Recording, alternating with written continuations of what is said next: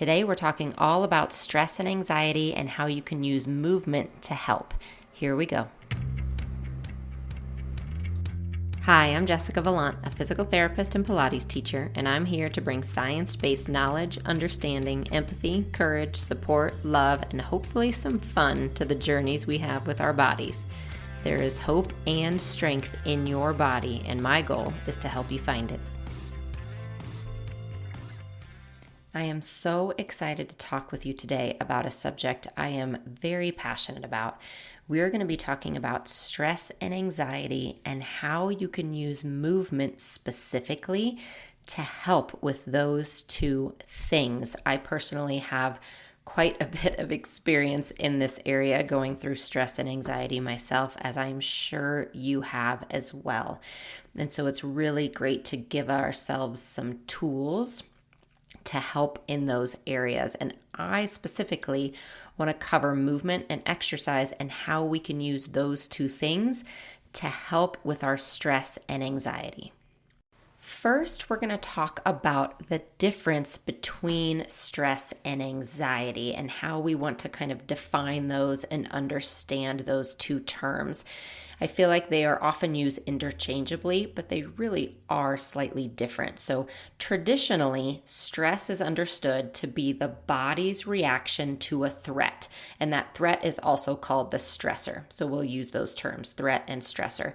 So it's actually the body's response to that threat, and traditionally and typically, it's considered a short-term response, meaning a stress happens, your body responds, you feel it in a short-term way until that threat goes away, and then your body releases it. Anxiety, on the other hand, is traditionally understood to be more of a psychological response, and it's longer, meaning it lingers, and there isn't always a clear cause or threat or stressor. So you can think of the differences as stress is more the body's response, it's short term, and it has a very clear cause. Anxiety, on the other hand, is more the psychological response, it lingers, and there isn't necessarily a clear cause that you can point to. So continuing to look through that traditional lens of what stress is and what anxiety is, let's really dive into that stress response to start with. And some of what we're going to talk about today can be found in a book called Burnout, The Secret to Unlocking the Stress Cycle. It's an amazing recent book by sisters, Dr. Emily Nagoski and Dr. Amelia Nagoski, and I highly recommend that you check that out, and I'll put some information about that in the description below, but we're going to use that a little bit as a framework of what we discuss here. So let's talk about stress first, and we're going to look at it in a very basic kind of primal way. So I want you to imagine being chased by a tiger, okay? There is a very clear threat to you, right? A very clear stressor is a tiger chasing you. What happens immediately? Think of your fight or flight response. So automatically, you are most likely going to go into flight. You are going to try to escape that stressor. So look and just think about what is going to happen in your body. So we're going to talk actually physiologically what happens when a stress like that occurs or a threat comes. Your body's job is to fly away and to run away from that stress. So everything happens in your body to help the muscles go into that running phase so you can escape the stress. So you get increased blood flow directly to your muscles, which means you get decreased blood flow everywhere else. Your digestive system shuts down because it's not important in this moment. The only thing that's important is to run as fast as you can. You get increased resting heart rate. You get an increased breathing rate. You get increased blood pressure. You have increased blood flow to your muscles, decreased blood flow everywhere else, and then hopefully you run away. So you can almost feel that, right? Sitting there, you can feel what that stress feels like. And that's traditionally what a stressor would be. And then what happens? You run away. You run away from that threat. And then what you hope happens is that you escape, you end up back in your home, back wherever you are safe, you can breathe, that heart rate comes back down, the threat is gone, and you move on. Traditionally, again, we kind of think of it that way. The piece of the Nagoski sisters' work that I want to touch on during this podcast is where they address the stress cycle and how to complete it, because I think this is fascinating and it has so much application to movement and simply to how we are living and why we are ending up in so much stress and anxiety and burnout and overwhelm right now. So they talk about the stress cycle. So I want you to first think about a stress and a stressor. So the stressor is the threat. That is what is happening that is causing you to have the stress response. So the stressor is the threat, and then the stress is the response that you're feeling in your body. So we kind of think, oh, remove the stressor and I'll remove the stress. Remove the lion and the stress will be gone. But the Nagoski sisters talk about the stress cycle and how it's actually the running itself that removes the stress from your body. That we are built and we need to actually complete the stress cycle in order to not feel the stress in our bodies anymore. So while it's important to identify the stressor, to try to kind of remove that from your life, if at all possible, it isn't always possible. And we're going to talk about that, about how stress looks different now. The threats look different now. But it isn't always possible to necessarily remove the stressor from your life. And the good news is you don't always have to in order to remove the stress from your body. What you need to do is complete the stress cycle. And one of the major ways our bodies do that is by movement. So in our example, when you run away from the lion, it isn't the lion being gone necessarily that removes all the stress from your body. It's the running. You run, you end up back. The example they give is you end up back in your village, you celebrate, you're giving hugs, you're high-fiving, and that is what completes the stress cycle and allows you to move on without the stress in your body. They talk about other ways that you can actually complete the stress cycle as well. Moving your body is a big one. Affection is a big one. They talk about a 20-second hug with someone that you care about and feel safe with. So that's a big one as well. They give laughing as an example of a way to complete the stress cycle, and creative expression. So artwork, singing, journaling, writing, those kind of things. So it's a different way for us to really think about this idea of stress and how we can remove it from our bodies. And I find that it's almost a relief to know that I can take a little bit of power back in myself. I don't always have control over the stressor, which brings me to how stress looks in this day and age. We aren't chased by lions, hopefully, anymore as much. But what happens? We sit at our computers and get emails that stress us out. We have lived in the past 2 years in a global pandemic.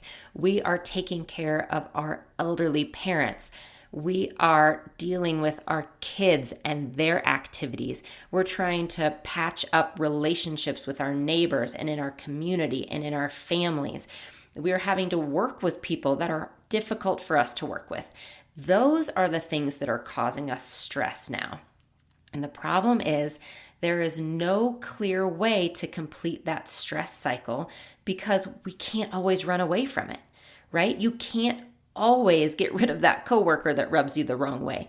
You can't always remove a relationship that needs to be in your life. You instead need to find a way to not let it cause you stress.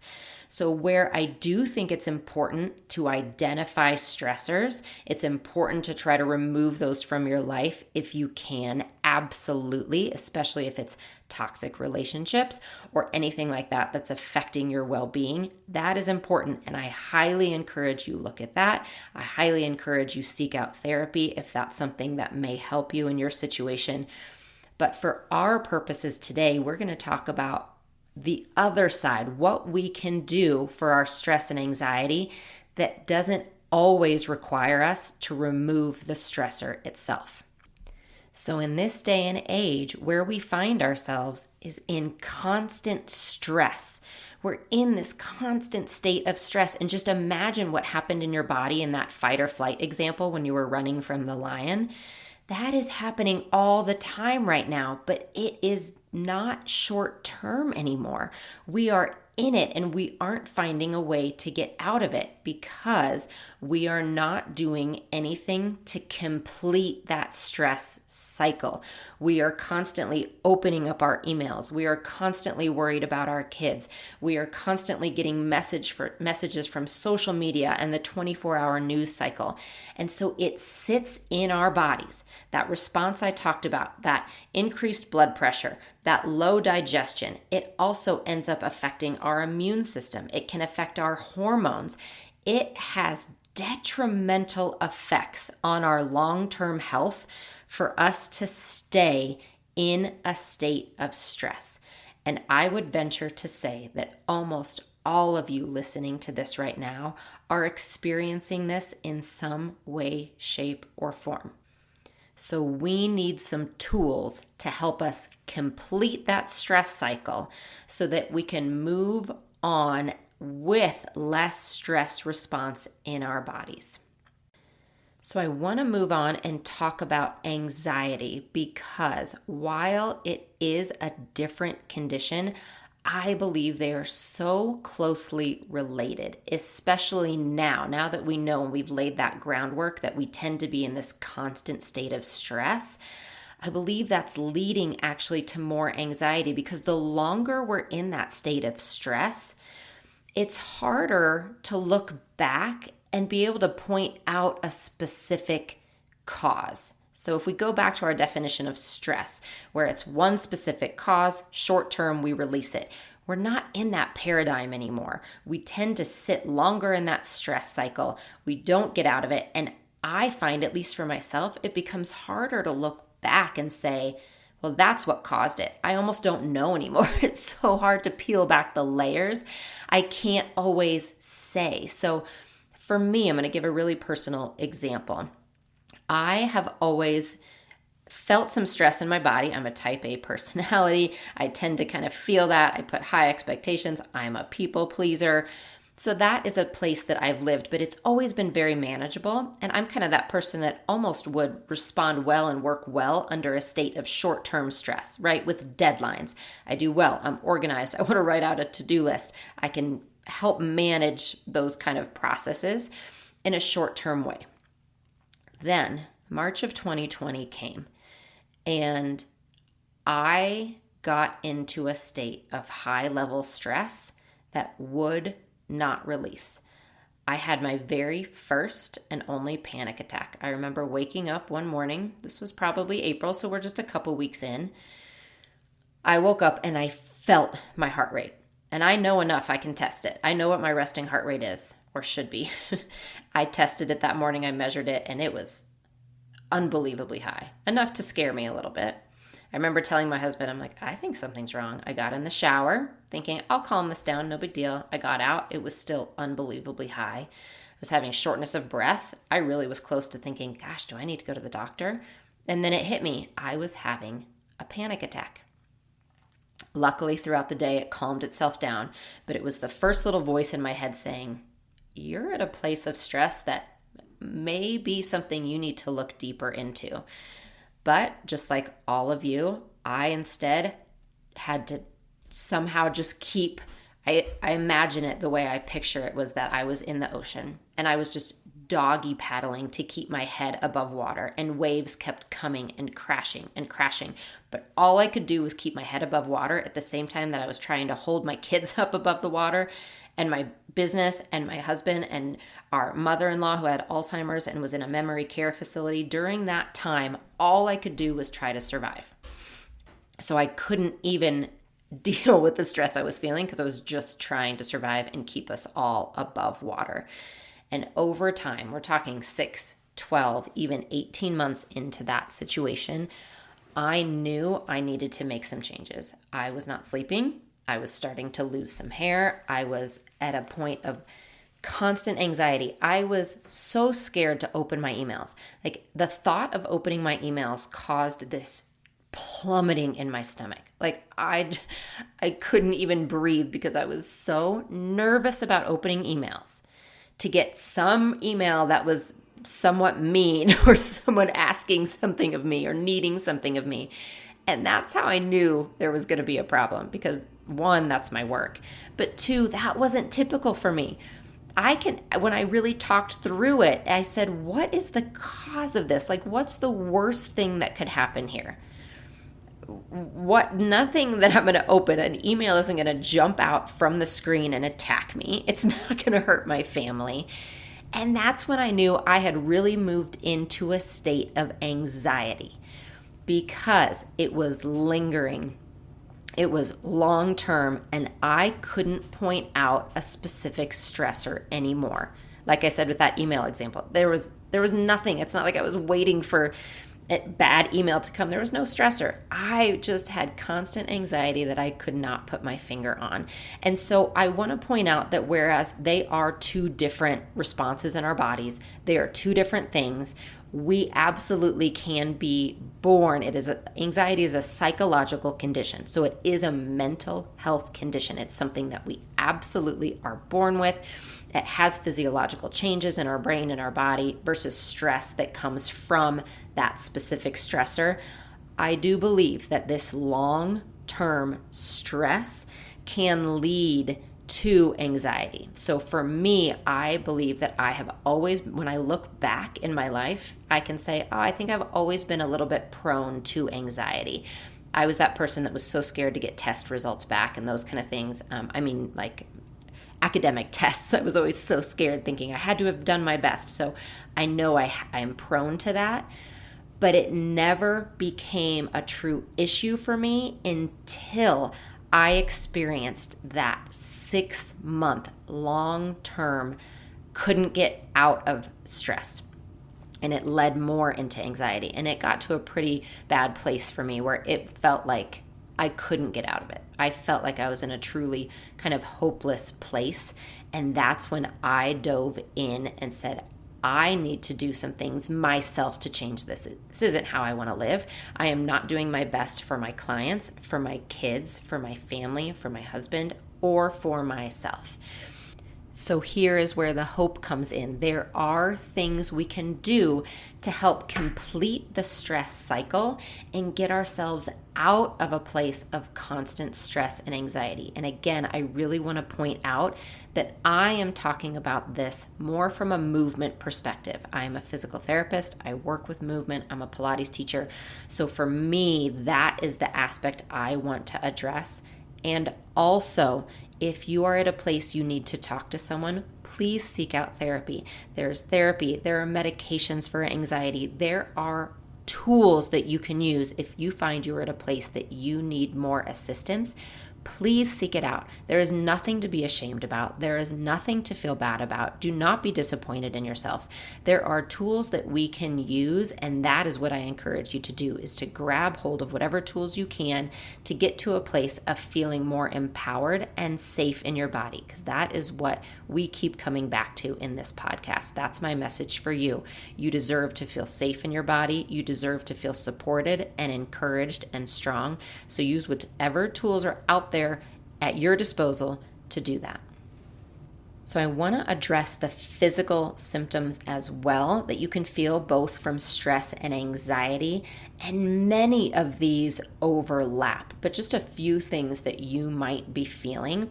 So we know that both stress and anxiety can have faster heartbeat, so that's your faster resting heartbeat, an increased blood pressure, faster rate of breathing, so inhalation and exhalation. And when you breathe faster, the reason that's important is you end up with shorter breaths, okay? And that can affect many things, oxygen delivery to your muscles, as well as actually the movement in your thoracic spine and your ribs. So breathing is really important. And they can have effect on your digestion. So it can lead to either chronic diarrhea or chronic constipation. All of those things are really important long term. And then you can have the other manifestations that can look like trouble sleeping, moodiness, having a short fuse, meaning it just doesn't take as much for you to feel anger, a feeling of dread, lower immune function, and just a feeling of overwhelm. And that is what we come back to over and over, I think, when we just use those words because we don't know what else to say, right? I feel overwhelmed. I don't know what to do. I feel like there's just too much. And so we start to feel all of those things physically.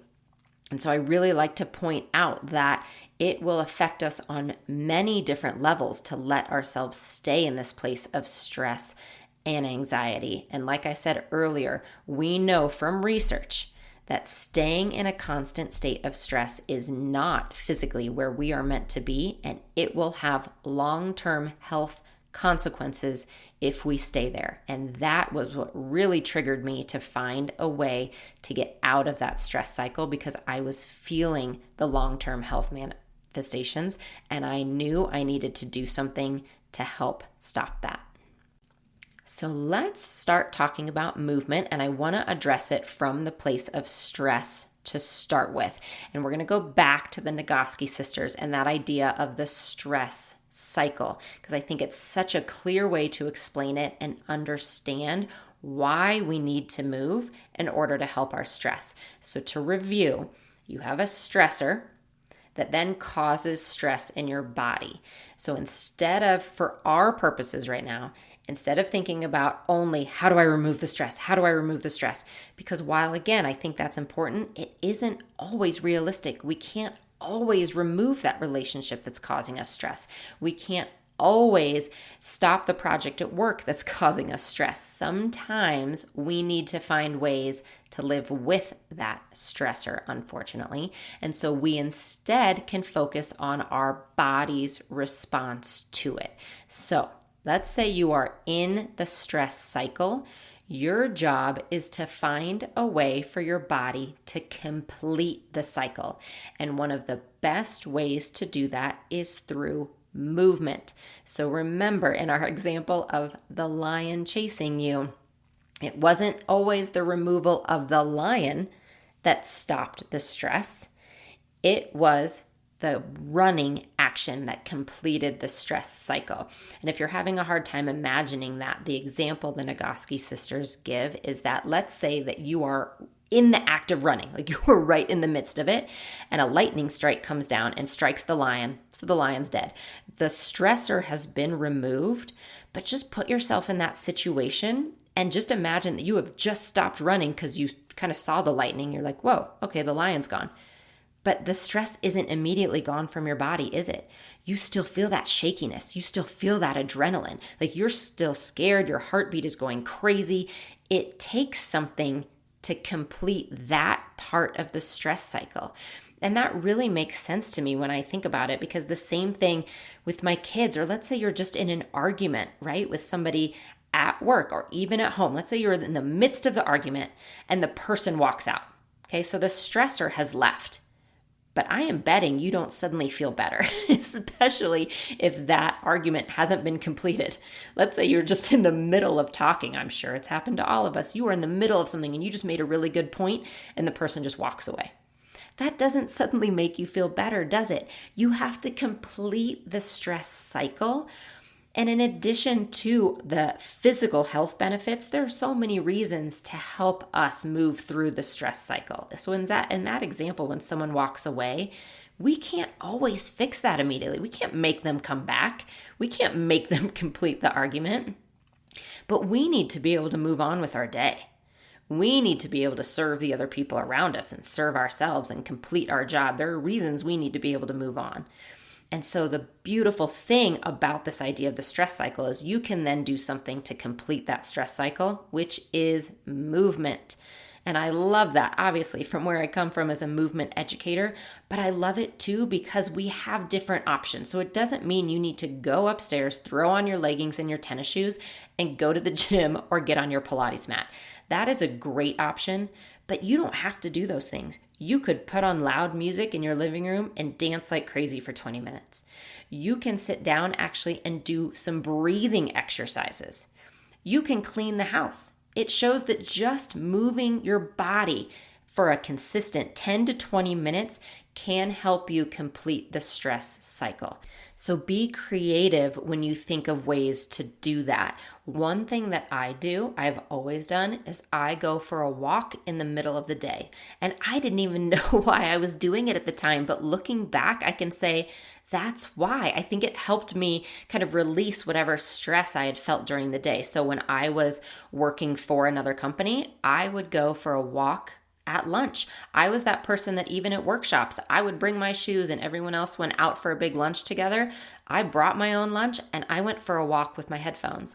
And I still do that now. If I have a big morning of filming and interviews and podcasts in the morning, as soon as they're done, I get out and just move without much noise, without someone else, and it really helps bring my body down. So think of it as that. Try to be creative on ways that you can move. And then also understand that a consistent movement practice, consistent exercise practice is going to help you regularly complete the stress cycle and keep that stress response at bay. So that means moving your body every day. 30 minutes if you can consistently every single day will help you regularly complete that stress cycle.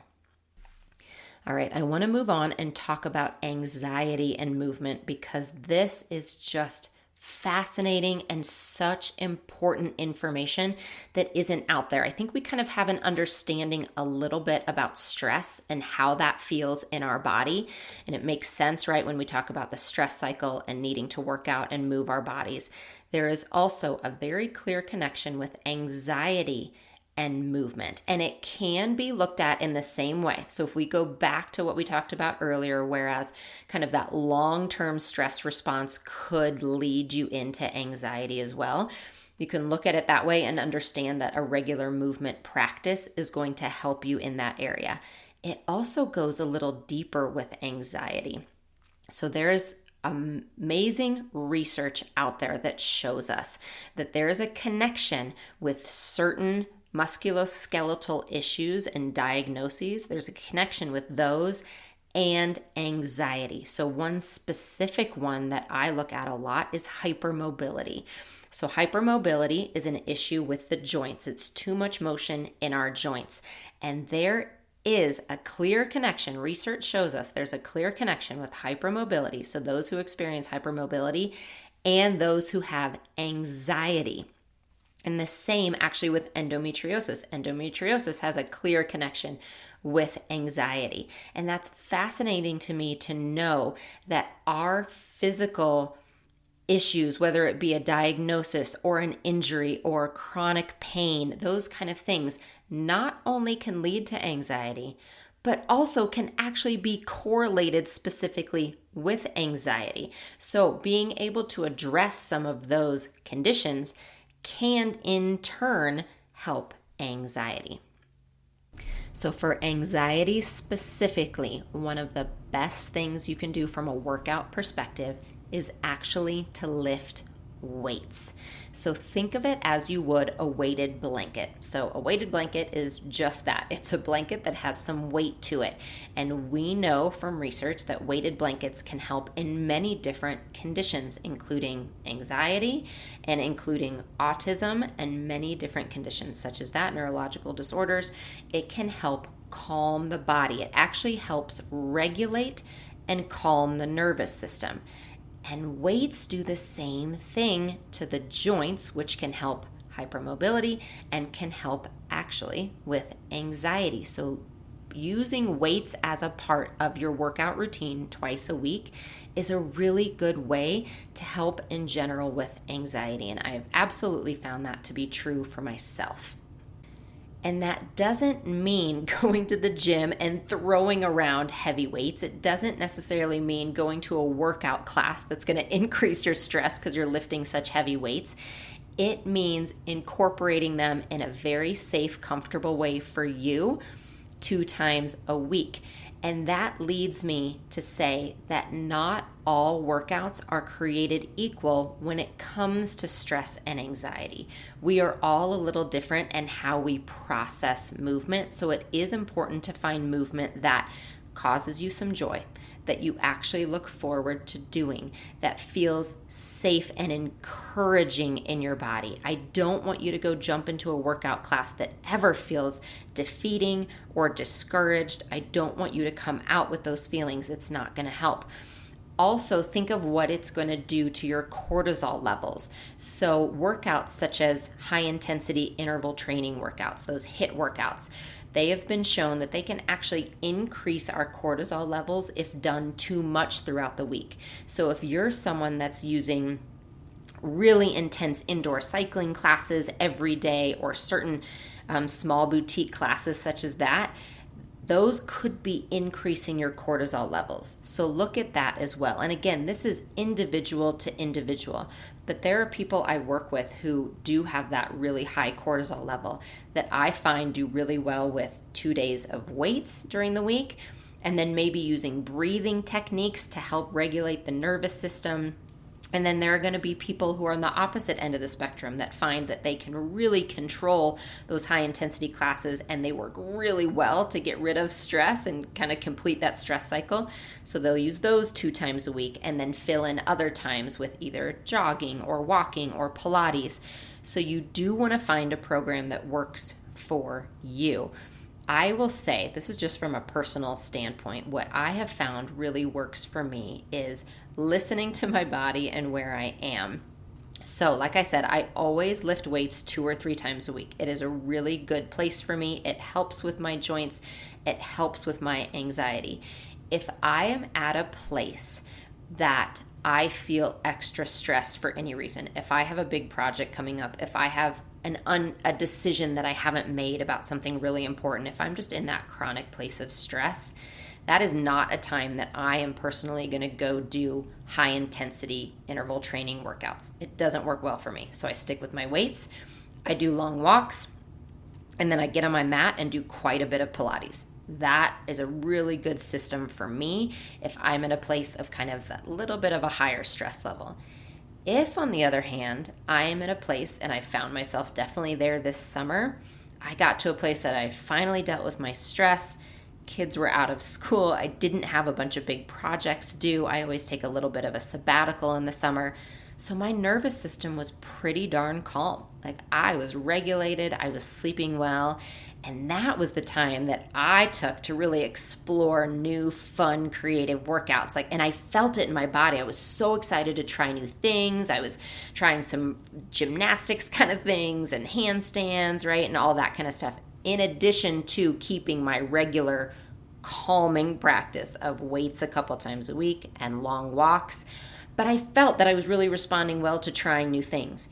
Then the fall came, and I just felt it in my body. I'm like, gosh, I don't think I want to try those. They don't sound exciting to me anymore. They sound a little bit stressful, all of that crazy new stuff. So I'm going to come back to what I know. I'm going to come back to my Pilates 3 times a week. I'm going to come back to my weights 2 times a week. And I'm going to continue those long walks, because those really always have and always will help regulate me, I believe. So that's what I mean by kind of starting to do a little trial and error to see what kind of workouts fit in to your life and your season right now, because it is important to look forward to movement instead of adding more stress to your life. Don't pick a workout that you have to drive 30 minutes in traffic to.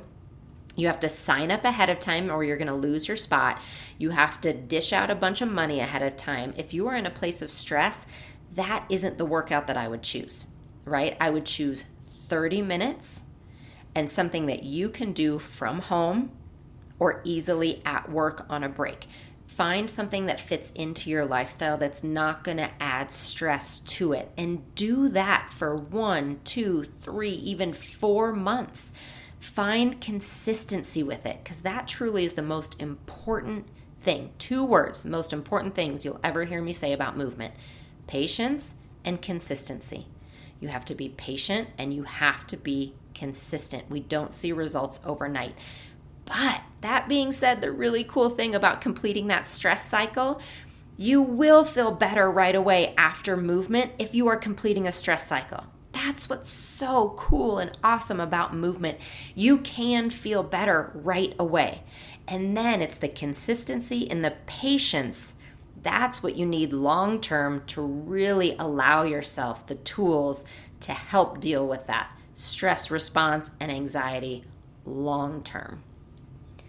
And I'm going to put links below in the description as well to some home programs that you could start right away without any equipment needed if you need a simple way to start getting into some home movement. My hope from today is that you now have a few tools to help you on the road to feeling less stressed and less overwhelmed in your life and in your body. Remember, you are not alone. Remember to feel encouraged. Remember to move your body. And remember that you deserve to feel your best. I will talk to you next time. As always, thank you so much for stopping by today. If you have a moment, please rate and review this podcast as it helps us out tremendously. For more workouts and resources, you can come over to my website, my YouTube channel, or join my unlimited community. Links for those are below.